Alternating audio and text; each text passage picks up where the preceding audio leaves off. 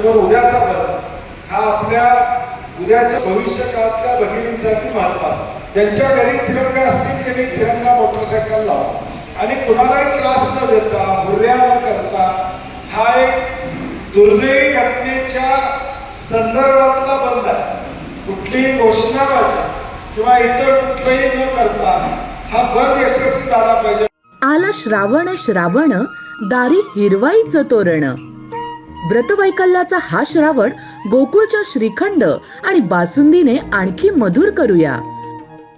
तसं कुठल्याही पक्षाचा झेंडा आपण घ्यावा. ज्यांच्या घरी तिरंगा असतील त्यांनी तिरंगा मोटरसायकल लावा.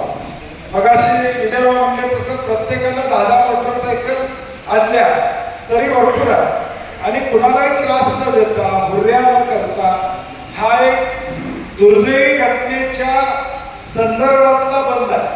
कुठलीही घोषणाबाजी किंवा इतर कुठलंही न करता हा बंद यशस्वी झाला पाहिजे. मगाशी कुणी तर सुचवलं काळे बँड आपल्याला बांधता आले तर बांधूया. शर्ट काय सगळ्यांचे नसतात, परंतु हाताला काळे बँड जर व्यवस्था करता आली तर मला वाटते बँडची व्यवस्था तिथं आपण 100-500 बँड बिंदू चौकात तिथं व्यवस्था. अक्षय तुम्ही उदय एक 4-5 जण ती जबाबदारी घ्या तर तिथं बँड ठेवूया हाताला बांधून आपण निषेधासाठी रिबीन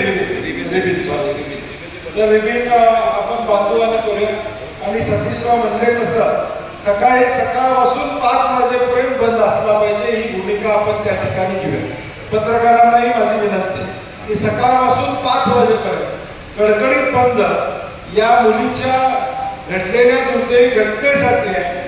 कुणालाही त्रास देण्यासाठी नाही, परंतु महायुती ज्या पद्धतीनं हा विषय हाताळण्याचा प्रयत्न या ठिकाणी करते. मुख्यमंत्र्यांचं भाषण 2 महिन्यात फाशी झाली, 3 महिन्यात झाली, 4 महिन्यात झाली, नेमकं कधी झाली आता कळायला मार्ग नाही. म्हणजे 3 भाषणं वेगवेगळी आता व्हिडिओ घ्यायला लागले. पहिल्या भाषणात झालेली नाही तो भाग वेगळा.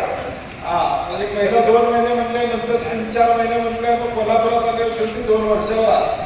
म्हणजे नेमकं काय करतोय काय बोलतोय हे सुद्धा आता या सगळ्या मंडळींना भान त्या ठिकाणी राहिलेलं आहे. आणि मला वाटतंय कोल्हापूरकर जो काय जोडा दाखवायचा तो लोकसभेत त्यांना दाखवलेला आहे. आज काय ते स्टेटमेंट वाचलं त्यांचं.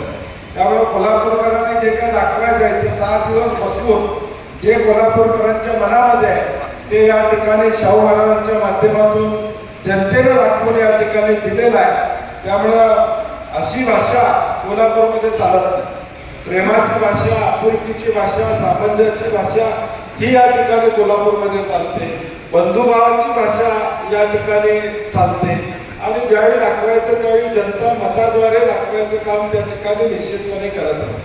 आणि मग उद्याचा बंद हा आपल्या उद्याच्या भविष्य काळातल्या भगिनींसाठी महत्वाचा, ज्याचा उल्लेख परुळेकर सरांनी केला. 12 घटना मागच्या काही दिवसामध्ये त्या ठिकाणी घडलेल्या, 3 दिवसामध्ये तारखेवाईज आहे 12 घटना घडलेल्या आहेत.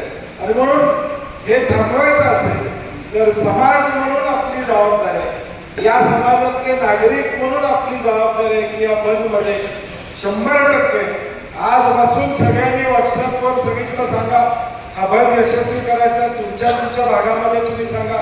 जनतेला आपापल्या भागामध्ये आज फिरून सगळ्यांना विनंती करा की काय कारण आहे. अशाच नवनवीन अपडेट पाहण्यासाठी आमच्या KK न्यूज चॅनेलला सबस्क्राईब करा.